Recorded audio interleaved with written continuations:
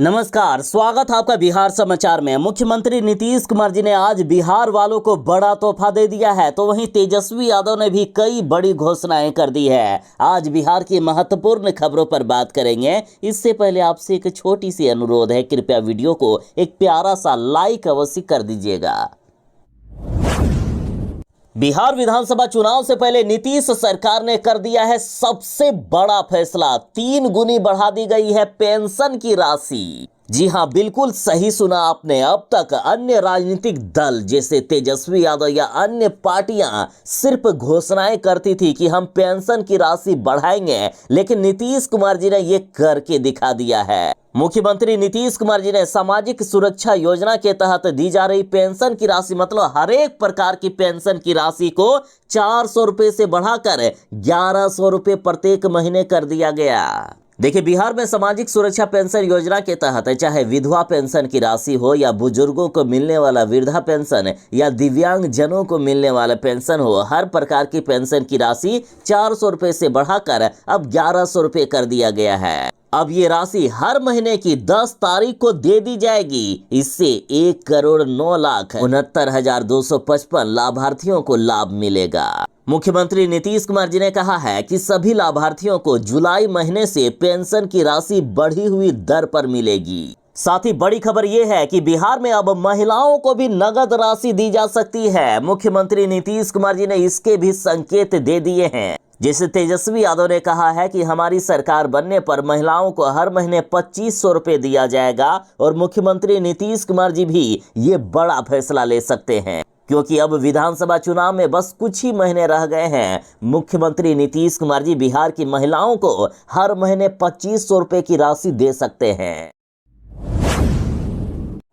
Pension की राशि बढ़ाने के बाद नीतीश सरकार ने महिलाओं को भी दे दिया है अब बड़ा तोहफा। देखिए, मुख्यमंत्री नीतीश कुमार जी ने चुनावी साल में एक दिन में 2 बड़े फैसले लिए हैं। पहले, वृद्धा पेंशन में लगभग 3 गुना की बढ़ोतरी की गई। बिहार में अब मिलने वाले पेंशन की राशि 400 रुपए से बढ़ाकर 1100 रुपए प्रति माह कर दिया गया है। वहीं अब महिलाओं के लिए भी बड़ा निर्णय लिया गया। देखिए, अब राज्य सरकार ने जीविका से जुड़े सभी कर्मियों के मानदेय में 2 गुने की वृद्धि करने का फैसला लिया है। इन कर्मचारियों के मानदेय वृद्धि की अतिरिक्त राशि अब राज्य सरकार वहन करेगी। इससे कार्यरत कर्मियों का मनोबल बढ़ेगा तथा जीविका संगठन का कार्य और भी बेहतर ढंग से हो सकेगा। एक तरफ जहां जीविका समूहों का मानदेय अब 2 गुना कर दिया गया है, साथ ही नीतीश कुमार जी ने कहा कि मुझे ये बताते हुए भी खुशी हो रही है कि जीविका परियोजना के तहत स्वयं सहायता समूहों को 3 लाख रुपए से ज्यादा के ऋण पर अब सिर्फ 7% का ब्याज देना होगा।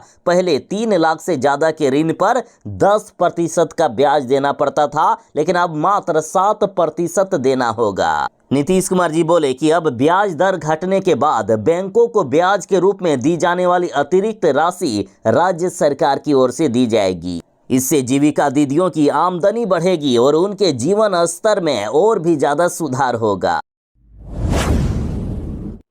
अब शिक्षा विभाग के आदेश के अनुसार 30 जून तक शिक्षकों को करना होगा योगदान, नहीं तो 1 जुलाई से उनका स्थानांतरण रद्द कर दिया जाएगा। देखिए, शिक्षा विभाग ने बिहार के 26,665 शिक्षकों के तबादले की पहली सूची ई-शिक्षा कोष पर अपलोड कर दी है। जिन शिक्षकों का तबादला किया गया है उन्हें 30 जून तक योगदान करने को कहा गया है। शिक्षा विभाग ने साफ कर दिया है कि यदि 30 जून तक योगदान नहीं किए तब 1 जुलाई से स्थानांतरण को रद्द कर दिया जाएगा। साथ ही विभाग ने कहा है कि जिन शिक्षकों का तबादला हुआ है वे चाहे तो अपने पुराने स्कूल में ही रह सकते हैं। नए स्कूल में योगदान नहीं देने वाले शिक्षकों का अगले 1 साल तक ऐच्छिक स्थानांतरण नहीं होगा। ऐसे शिक्षक 1 साल तक ट्रांसफर के लिए आवेदन नहीं कर सकेंगे।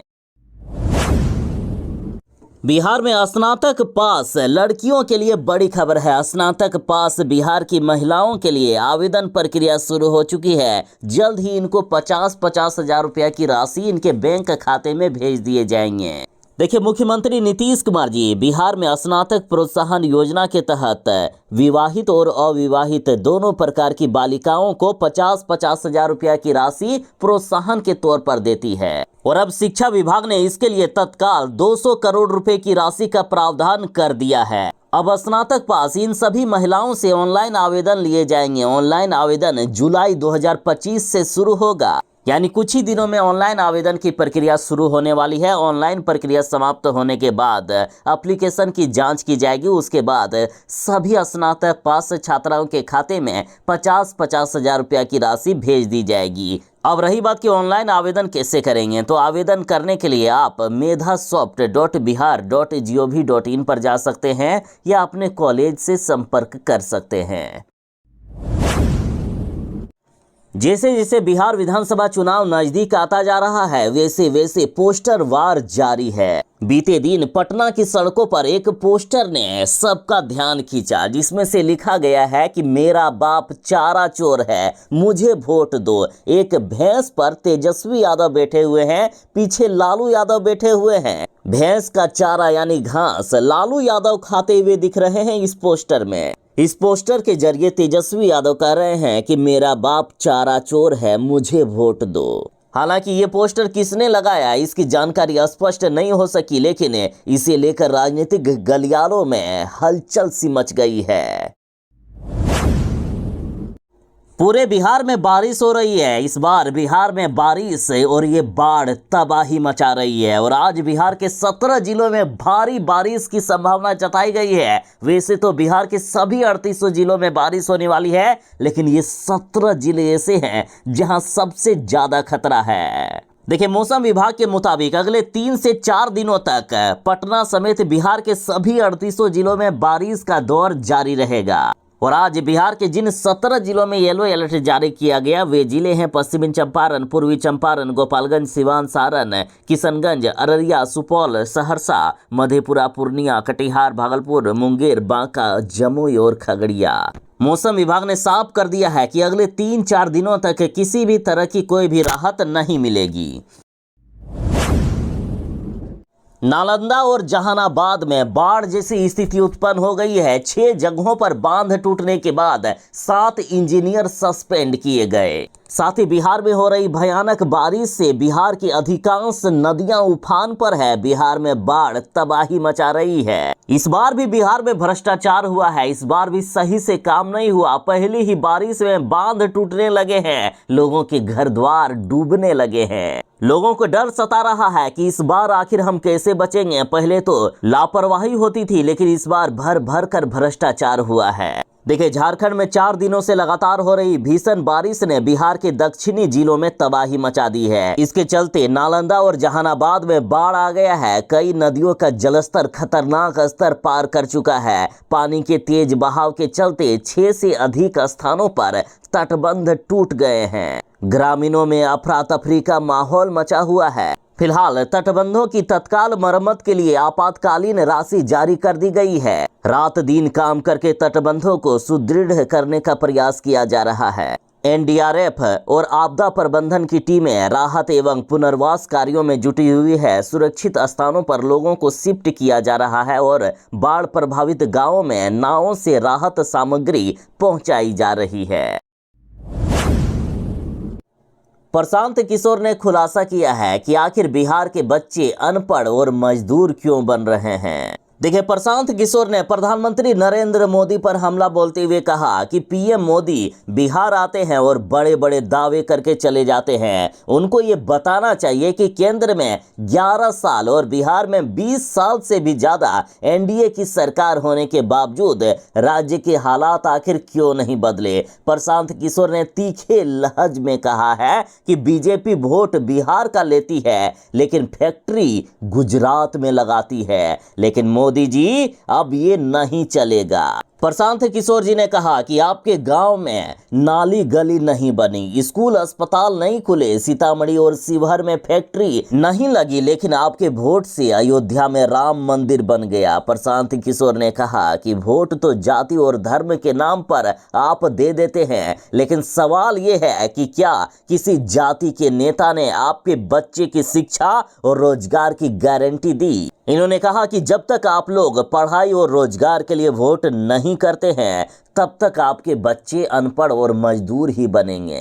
साथ ही प्रशांत किशोर बोले कि बिहार में बदलाव की इस आंधी को कोई नहीं रोक सकता है, आ रहा है जनसुराज।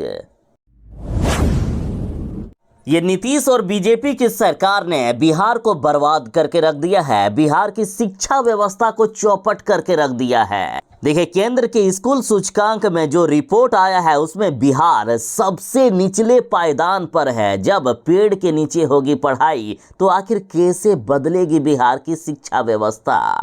देखिए, केंद्र सरकार के शिक्षा मंत्रालय ने स्कूल शिक्षा पर परफॉर्मेंस ग्रेडिंग इंडेक्स यानी पीजीआई 2023 से 2024 रिपोर्ट जारी कर दी है। इस रिपोर्ट में देश के सभी राज्यों और केंद्र शासित प्रदेशों के स्कूली शिक्षा के प्रदर्शन को विभिन्न मानकों के आधार पर आकलन किया गया। रिपोर्ट के मुताबिक बिहार को कुल 472 अंक मिले हैं, जिसे वह आकांक्षी 2 की श्रेणी में रखा गया। जरा ये रिपोर्ट देखिए कि हर एक राज्य बिहार से आगे है। बिहार को मात्र 472 अंक मिले हैं, जो सबसे नीचे है। बिहार का शिक्षा व्यवस्था अब चौपट हो चुका है। इस सूची में चाहे पश्चिम बंगाल हो, झारखंड हो, छत्तीसगढ़ हो, मध्य प्रदेश, राजस्थान, लगभग सभी राज्य बिहार से आगे निकल गए हैं। बिहार के सभी पंचायतों में सोलर लाइट की होगी जांच, विभाग ने ले लिया है बड़ा फैसला। देखिए, सरकार का लक्ष्य था कि एक अच्छी क्वालिटी के बढ़िया सोलर लाइट लगाई जाए, लेकिन भ्रष्ट ठेकेदारों ने पैसा भी बचा लिया और रद्दी क्वालिटी के सोलर लाइट लगा दिए हैं। लगातार मिल रही खराब गुणवत्ता की शिकायतों को देखते हुए विभाग ने अब बड़ा निर्णय लिया। अब राज्य के सभी जिलों की पंचायतों में लगाई गई सोलर लाइट की गुणवत्ता की जांच की जाएगी और दोषियों को कड़ी सजा मिलेगी। बिहार में पुल का निर्माण हो और उसमें भ्रष्टाचार ना हो, ऐसा हो ही नहीं सकता। देखिए, उद्घाटन से पहले फिर से बिहार में एक 13 करोड़ का पुल में दरार आ गई है। जैसे ही मानसून की शुरुआत हुई है, बारिश का दौर शुरू हुआ, बिहार में पुल गिरने का सिलसिला शुरू हो गया है। अब देखिए, गया जी मुख्यालय से करीब 30 किलोमीटर दूर कोटवारा और बोरिया के बीच नीलांचल नदी पर बने पुल में दरार आ गई है। 3 साल पहले ही इस पुल का निर्माण हुआ था, लेकिन 3 साल में ही पुल की ऐसी हालात हो गई। इस पर भारी वाहनों के आवागमन पर जिला प्रशासन ने रोक लगा दी है। बिहार में मानसून के आते ही अब पुलों में दरार आने का सिलसिला शुरू हो गया। पिछले साल तो पुल टूटने में नया रिकॉर्ड बन गया था और इस बार ऐसी हालात दिख रही है कि पुराने रिकॉर्ड भी टूट सकते हैं।